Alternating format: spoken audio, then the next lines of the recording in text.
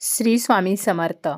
रथसप्तमी हा दिवस सूर्याची उपासना करण्याचा अत्यंत खास दिवस मानला जातो. माघ शुक्ल सप्तमी म्हणजे रथसप्तमीचा दिवस. तर रथसप्तमी 2025 मध्ये कधी आहे? या दिवशी दूध का उतू घालवावे? त्याचप्रमाणे उतू गेलेल्या दुधाचे पुन्हा काय करावे? ज्या सुगडमधून आपण हे दूध उतू घालवतो त्या सुगडीचे काय करावे? दूध उतू गेल्यावर त्यामध्ये आवर्जून एक वस्तू टाकायची आहे. त्याचप्रमाणे या दिवशी करायचे अगदी साधे सोपे उपाय आपण या व्हिडिओमध्ये पाहणार आहोत. रथसप्तमीच्या मागे काय कथा आहे तर हे सुद्धा आपण थोडक्यात या व्हिडिओमध्ये पाहणार आहोत. व्हिडिओला सुरुवात करण्या अगोदर तुम्ही जर चॅनलवरती नवीन असाल आणि पहिल्यांदाच माझे व्हिडिओ पाहत असाल तर चॅनलला सबस्क्राईब करा. व्हिडिओ माहितीपूर्ण वाटला तर व्हिडिओला लाईक करा. माघ शुक्ल सप्तमीला महर्षी कश्यप व देवी आदिती यांच्या पोटी सूर्यदेवांचा जन्म झाला. या दिवशी सूर्यदेव 7 घोड्यांनी ओढलेल्या रथावर स्वार होऊन प्रकट झाले आणि म्हणूनच या सप्तमीला रथसप्तमी असे म्हणतात. यंदा 4 फेब्रुवारी 2025ला रथसप्तमी आहे. सूर्याबद्दल कृतज्ञता व्यक्त करण्याचा हा दिवस असतो. रथसप्तमीलाच आरोग्य सप्तमी, सूर्यसप्तमी, महासप्तमी, सूर्यजयंती असे सुद्धा म्हणतात. या दिवशी सूर्यदेवांची मनोभावे पूजा केल्याने आरोग्य आणि कीर्ती प्राप्त होते. सूर्यदेवांची पूजा केल्याने वडील व मुलगा यांच्यातील नात्यामध्ये गोडवा राहतो. रथसप्तमीच्या दिवशी सकाळी ब्रह्ममुहूर्तावरती उठायचं आहे, स्नान आटोपायचं आहे. स्नान करताना आवर्जून आंघोळीच्या पाण्यामध्ये आपल्याला चिमूटभर तीळ टाकायचे आहेत आणि त्या पाण्याने स्नान करायचे आहे. त्याचप्रमाणे उगवत्या सूर्याला अर्घ्य द्यायचा आहे. उगवत्या सूर्याला आपण जे अर्घ्य देणार आहोत तर या पाण्यामध्ये आपल्याला गंगाजल, लाल चंदन किंवा कुंकू, एक लाल फूल आणि तीळ टाकून आपल्याला हे अर्घ्य द्यायचं आहे. त्याचप्रमाणे हे अर्घ्य देताना ते पाणी आपल्या पायावरती पडणार नाही अशा प्रकारे अर्घ्य द्यायचं आहे. खाली एखादं भांडं आपल्याला मांडायचं आहे, त्यामध्ये हे अर्घ्य द्यायचं आहे आणि ते पाणी पुन्हा झाडांना घालायचं आहे किंवा आपण एखाद्या झाडाच्या ठिकाणीच हे अर्घ्य द्यायचं आहे, जेणेकरून हे पाणी ओलांडलं जाणार नाही. यानंतर सूर्यदेवांना गंध, पुष्प अर्पण करायचं आहे, धूपदीपाने ओवाळायचं आहे, नैवेद्य दाखवायचा आहे आणि नमस्कार करायचा आहे. या दिवसाच्या नैवेद्यामध्ये आपण खीरपुरी, पुरणपोळी तर असे पदार्थ जे आहेत तर ते बनवू शकतो. तसेच रथसप्तमीच्या दिवशी सूर्यदेवांची 12 नावे घेऊन सूर्यनमस्कार सुद्धा घातले जातात.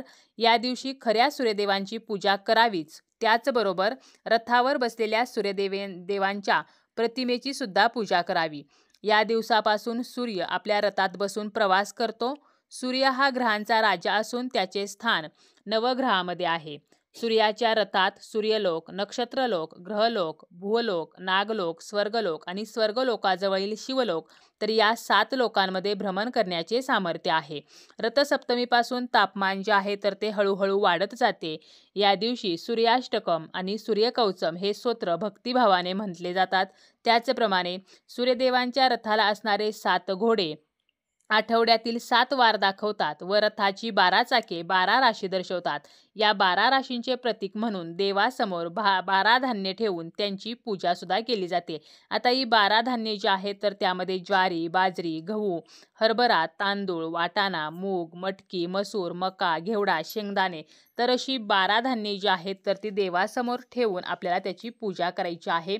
मकर संक्रांतीचे एक सुगड घेऊन त्याला हळदीचं लेपन जे आहे तर ते केलं जातं आणि त्यावरती कुंकवाची 5 ठिकाणी 5 बोटे लावली जातात. अंगणामध्ये गौऱ्या पेटवून त्यावरती हे सुगड ठेवून त्यामध्ये दूध ओतले जाते आणि ते उतू जाईपर्यंत म्हणजे अग्नीला समर्पित होईपर्यंत हे दूध ठेवले जाते.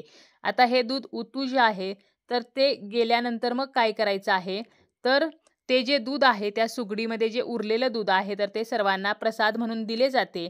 आता जर अंगणामध्ये गौऱ्या पेटवणे शक्य नसेल तर सूर्योदयापूर्वी थोडा वेळ ही सुगड जी आहे तर ती गॅसवरती ठेवावी आणि ती सुगड तापल्यावर त्यामध्ये आपण ज्या ठिकाणी अंगणामध्ये किंवा गॅलरीमध्ये पूजा मांडलेली आहे तर त्या ठिकाणी ती सुगड नेऊन त्यामध्ये दूध जे आहे तर ते ओतावे आणि सुगड गरम असल्यामुळे ते दूध आपोआप उतू जाते. तर अशा प्रकारे उगवत्या सूर्याला आपल्याला हे दूध जे आहे तर ते उतू घालवायचे आहे. आता हे दूध जे आहे तर ते उतू का घालवले जाते हे आपण पुढे पाहणारच आहोत. परंतु या दुधाचं आपल्याला काय करायचं आहे तर अगोदर सांगितल्याप्रमाणे नैवेद्य म्हणून हे दूध प्रत्येकाने घ्यायचं आहे. त्याचप्रमाणे या दुधामध्ये भात जो आहे तर तो सुद्धा शिजवला जातो आणि तो प्रसाद म्हणून सर्वांना वाटला जातो. आणि हे दूध जेव्हा उतू जाते तर त्यावेळेला त्या दुधाला आपल्याला हळदी कुंकू तीळ तांदूळ तर हे अर्पण करायचं आहे. म्हणजे आवर्जून आपल्या त्या दुधामध्ये हळदी कुंकू तीळ तांदूळ या वस्तू ज्या आहेत तर त्या टाकायच्या आहेत. आता हे दूध जे आहे तर ते का उतू घालवावे, तर या दिवशी सूर्याच्या किरणामधून प्रक्षेपित होणाऱ्या तेजतत्वाच्या लहरी पृथ्वीच्या कक्षा भेदून भूतलावर अवतरतात. जेव्हा त्यांचा पृथ्वीच्या आंतरिक कक्षेमध्ये प्रवेश होतो तर त्यावेळी त्या ठिकाणी असलेल्या आपकणांशी त्यांचा संयोग घडून येतो आणि तेव्हा सूर्यकिरणातील तेज मवळता ग्रहण करते. हे तेजरूपी किरण आपतत्वात्मक लहरीच्या साहाय्याने प्रत्यक्ष पृथ्वीच्या वायुमंडळात प्रवेश करतात. वायुमंडलात प्रवेश करणारे किरण आकृष्ट करण्यासाठी सुगड जे आहेत तर ते वापरले जाते. आपण ज्या गौऱ्या वापरतो तर त्यातून सुद्धा सात्विक लहरी निर्माण होतात आणि या सात्विक लहरीच्या माध्यमातून अग्नीने सुगड तापवले जाते.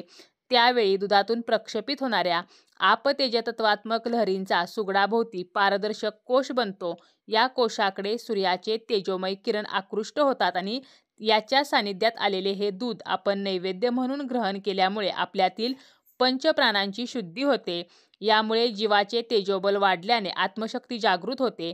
पृथ्वीरूपी घटाचे प्रतिनिधित्व करणाऱ्या सुगडात गौऱ्यांच्या साह्याने दूध तापवून त्यातून निर्माण होणारा तेज व आपलहरींचा कोश हा रथसप्तमीच्या दिवशी पृथ्वीवर तयार होणाऱ्या वायुमंडळाशी संबंधित असतो आणि म्हणून हे दूध जे आहे तर ते उतू घालवले जाते.